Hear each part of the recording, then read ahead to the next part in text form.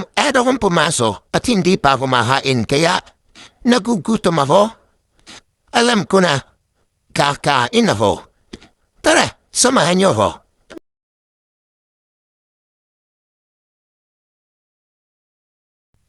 At 48 years na ako naglakad pababa mula sa aking opisina. Kaya ngayon, andito na ako sa kansada. At paghahanap naman ako ng aking pupuntahan para makainan, abay-bay natin ng kansadang ito papunta sa bayan ng Lumban, kung saan marami doon sa may tabing highway lang na karinderiya na pwedeng makainan.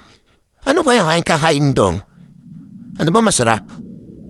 Alam ko na. Ginugan, o kaya ay bulado, o kaya ay pares.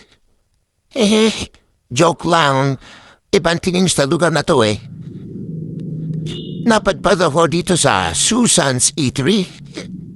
Madaming ulam akong nakita, ayan. Lahat na may mukhang masarap. Ano kaya ang pipiliin ko? May Bicol Express, may puset, may dulong. Tikman na rin itong Bicol Express, itong sisig, at yung dulong. Hindi pa kasing guram dito ay hindi pwede sa akin kasi may alamang. May allergy pa naman akong asarap pa naman ang siyanturan. Kaya na, hindi talaga pwede. Kaya, sisig, dulong, at Bicol Express na lang ang kakainin.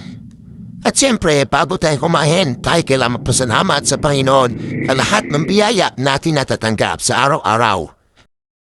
Ang biyaya nito na ating tinatanggap sa araw-araw ay magbigay ng kalakasan sa ating katawan.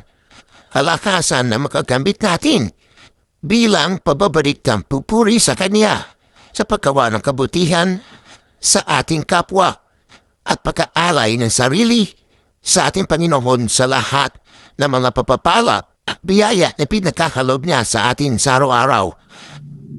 At nawa italangin natin ng ating mga kababayan na nagdarahop ay tulad natin kahit papano may pagkain na nakakain sa kanilang pagkainan.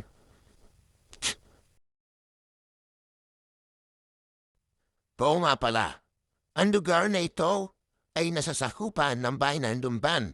Manapit lang ito sa boundary ng Lumban at pagsanghan, masarap ang mga pagkain at mura. Ang mga ulam ay nakakahalaga lamang mula 50 pesos hanggang 70 pesos. May libreng sabaw na mainit at napakasarap. Kaya, food trip tayo. Samahan niyo di ako sa susunod na mga food trip ko. Ako si Rio at ito ang Blagalag.